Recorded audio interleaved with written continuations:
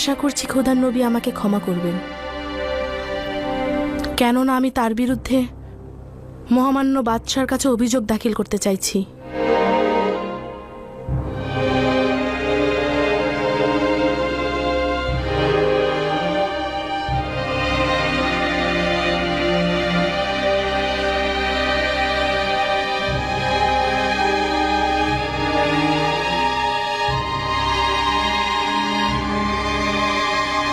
ওয়াসেনাত, আজ খাদেমদের বিচার কার্য ও শুনানি চলছে।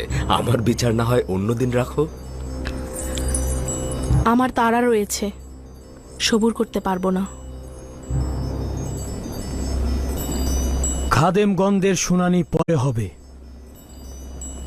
তুমি বলো ওয়াসেনাত। আমি জানতে চাই